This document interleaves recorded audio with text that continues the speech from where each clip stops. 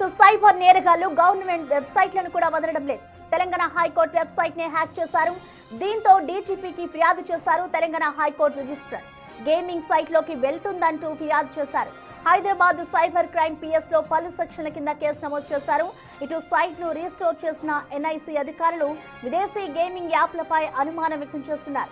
Order కాపీలు download చేస్తుంటే online betting site open అవుతోందని ఫిర్యాదులో పేర్కొన్నారు. పీడీఎఫ్ ఫైల్స్ కు బదులు బీడీజీ స్లాట్ అనే బెట్టింగ్ సైట్ తెరుచుకుంటుందన్నారు రిజిస్ట్రార్. కేసు నమోదు చేసిన హైదరాబాద్ పోలీసులు దర్యాప్తు చేస్తున్నారు.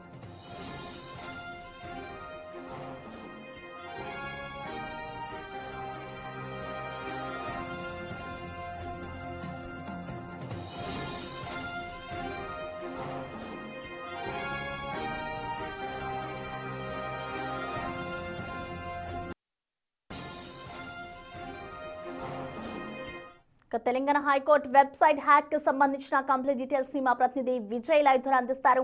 విజయ్. ఎస్ ప్రసన్న, అయితే 13వ తారీఖు మధ్యాహ్నం సమయంలో హైకోర్టు రిజిస్ట్రార్ కేసుకు సంబంధించినటువంటి డీటెయిల్స్ని పీడిఎఫ్ ఫైల్ ద్వారా డౌన్లోడ్ చేసేందుకు వెబ్సైట్ని ఓపెన్ చేయగా ఒక్కసారిగా కంగుతిన్నారని చెప్పాలి. అయితే పీడిఎఫ్ ఫైల్స్లకి బదులుగా బీడీజీ అనేటువంటి ఒక గేమింగ్ వెబ్సైటు హైకోర్టు వెబ్సైట్లో అయితే దర్శనమిచ్చింది. దీంతో వెంటనే పోలీసులకు సమాచారం ఇచ్చారు ఆ హైకోర్టు రిజిస్ట్రార్ అయితే. సో దీంతో డీజీపీ కార్యాలయంలో కూడా హైకోర్టు వెబ్సైట్ని హ్యాక్ చేసినటువంటి కేటుగాళ్ళు ఎవరైతే ఉన్నారో, సైబర్ నేరగాళ్ళు ఎవరైతే ఉన్నారో వాళ్ళపైన చర్యలు తీసుకోవాలంటూ కూడా వెంటనే పోలీసులను అయితే ఆశ్రయించారు హైకోర్టు సిబ్బంది. వారిపైన పలు సెక్షన్ల కింద కూడా కేసులు అయితే నమోదు చేశారు. 2020 అలాగే 2008 ఐటీ యాక్ట్ ఏదైతే ఉందో ఐటీ యాక్ట్ ప్రకారం, అలాగే BNS 3/1, అలాగే 66D ఐటీ యాక్ట్, అలాగే 66R/W, అలాగే 43, అలాగే 66C అనేటువంటి సెక్షన్ల కింద కూడా పలు సెక్షన్ల కింద కూడా కేసు అయితే నమోదు చేసుకున్నారు పోలీసులు. అలాగే ఇటు హైకోర్టు సిబ్బంది కూడా సైబర్ క్రైమ్కు సంబంధించినటువంటి పోలీస్ స్టేషన్లోనూ అలాగే CCSలో కూడా కంప్లైంట్ అయితే రైజ్ చేశారు. గత కొంతకాలంగా కూడా తెలంగాణ ప్రభుత్వం అలాగే తెలంగాణ హైకోర్టు ప్రత్యేకంగా ఈ బెట్టింగ్ యాప్స్ ఏవైతే ఉన్నాయో వీటిపైన కఠిన చర్యలు తీసుకుంటా ఉంది. అలాగే ప్రముఖంగా అలాగే ఎవరైతే ఎక్కువగా సెలబ్రిటీ హోదాను కలిగి బెట్టింగ్ యాప్స్కి ప్రమోషన్లు చేస్తూ ఉన్నారో వాళ్ళందరినీ కూడా విచారిస్తూ ఈ బెట్టింగ్ యాప్స్ ప్రమోషన్స్ చేయొద్దు అంటూ కూడా వాళ్ళపైన కూడా పలు సెక్షన్ల కింద కేసులు నమోదు చేసి విచారిస్తూ ఉంది.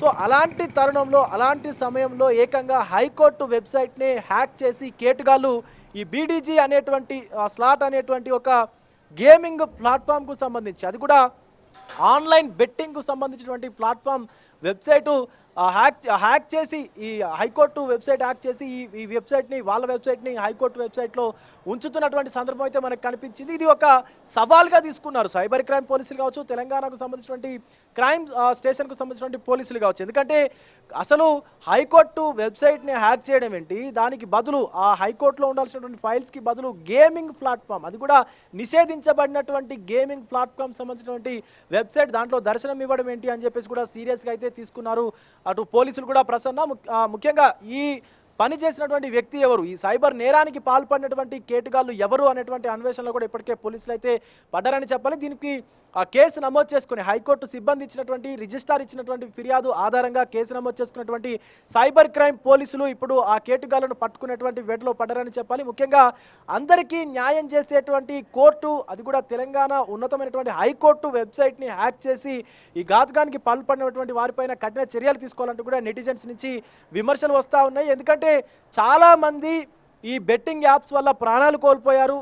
చాలామంది సెలబ్రిటీస్ కాసుల కోసం కక్కుర్తిపడి, కేవలం డబ్బుల కోసం కక్కుర్తిపడి ఈ బెట్టింగ్ యాప్స్ ప్రమోషన్స్ కూడా చేస్తూ ఉన్నారు. సో వాళ్ళందరిపైన కూడా కఠిన చర్యలు తీసుకోవాలంటూ కూడా అనేక మంది ప్రజలు, వారి కుటుంబంలో వ్యక్తులను కోల్పోయినటువంటి ప్రజలు కూడా హైకోర్టుకు మొరపెట్టుకున్నటువంటి పరిస్థితి ఉంది, పోలీసులకు మొరపెట్టుకున్నటువంటి పరిస్థితి ఉంది. కానీ ఇప్పుడు ఈ బెట్టింగ్ యాప్స్ కేటుగాళ్ళు ఏకంగా హైకోర్టు వెబ్సైట్ని హ్యాక్ చేసి వారి వద్ద ఉన్నటువంటి గేమింగ్ ప్లాట్ఫామ్ ఆ వెబ్సైట్ని హైకోర్టు వెబ్సైట్లో అయితే అప్లోడ్ చేశారు. ఇది విదేశాల నుంచి ఆపరేట్ అవుతున్నట్టుగా కూడా కొంత అనుమానం అయితే పోలీసులు వ్యక్తపరుస్తూ ఉన్నారు.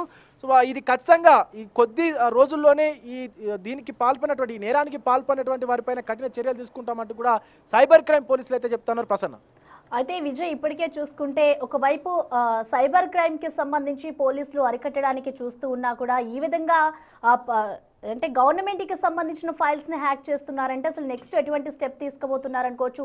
దీనిపై ప్రధానంగా సైబర్ క్రైమ్ పోలీసులు ఇలాంటి దృష్టి సారిస్తున్నారనుకోవచ్చు. ఎస్, ప్రతి చోట కూడా ఏదో ఒక మూలన తెలంగాణ అంతటా దేశం అంతటా కూడా ఏదో ఒక మూలన మనం సైబర్ క్రైమ్ గురించి ప్రతిరోజు వింటూనే ఉంటాం. సో అది బ్యాంక్లో డబ్బులు కోల్పోవడం కావచ్చు, లేదా ఏదో ఏపీకే ఫైల్స్ యాప్స్ని డౌన్లోడ్ చేయడం వల్ల మొబైల్లో డబ్బులు లూటీ చేయడం కావచ్చు, ఇలాంటివన్నీ కూడా సాధారణంగా వింటూ ఉంటాం. కానీ ఇక్కడ ఆశ్చర్యకరమైనటువంటి విషయం ఏంటంటే హైకోర్టుకు సంబంధించినటువంటి వెబ్సైట్ని హ్యాక్ చేసి అది ఆ ఫైర్ వాల్ని క్రాక్ చేయడం అనేది కూడా చాలా ఇబ్బందికరమైనటువంటి పరిస్థితి ఉంటుంది. అంత స్ట్రాంగ్ పాస్వర్డ్స్ ఉంటాయి, అలాగే ఫైర్ వాల్ అనేది చాలా స్ట్రాంగ్గా ఉంటుంది. ఎందుకంటే గవర్నమెంట్కు సంబంధించినటువంటి వెబ్సైట్ కాబట్టి ప్రతిదీ కూడా చాలా స్ట్రాంగ్గా ఉంటుంది. సో అలా స్ట్రాంగ్గా ఉన్నటువంటి వెబ్సైట్ని వీళ్ళు హ్యాక్ చేశారంటే ఈ ముఠా అంతా ఎక్కడుంది? ప్రధానంగా విదేశాల నుంచి ఇదంతా కూడా ఆపరేట్ చేస్తున్నట్టుగా సైబర్ క్రైమ్ పోలీసులు అయితే అనుమానాలు వ్యక్తం చేస్తూ ఉన్నారు. సో ఖచ్చితంగా వీళ్ళపైన కఠిన చర్యలు తీసుకునేలాగా కూడా అటు ప్రభుత్వం నుంచి ప్రజల నుంచి కూడా ఫిర్యాదులు అయితే వెల్లువెచ్చుతూ ఉన్నాయి. ఈ నేరానికి పాల్పడినటువంటి హైకోర్టు వెబ్సైట్నే హ్యాక్ చేసి ఏకంగా తమ గేమింగ్ ప్లాట్ఫామ్ సంబంధించినటువంటి వెబ్సైట్ని ఆ హైకోర్టు వెబ్సైట్లో ఉంచినటువంటి వాళ్ళపైన కఠిన చర్యలు తీసుకుంటామంటూ కూడా సైబర్ క్రైమ్ పోలీసులు చెప్తా ఉన్నారు. మరొక పక్క ఏ విధమైనటువంటి ఏపీకే ఫైల్స్ కావచ్చు, అలాగే మీకు తెలియనటువంటి యాప్స్ కావచ్చు, ఎవరు చెప్పినా కూడా మీ మొబైల్లో ఇన్స్టాల్ చేసుకోకూడదు, మీ సిస్టమ్స్లో ఇన్స్టాల్ చేసుకోకూడదు అంటూ కూడా సైబర్ క్రైమ్ పోలీసులు అయితే హెచ్చరికలు జారీ చేస్తూ ఉన్నారు. Prasanna. Right, thank you Vijay.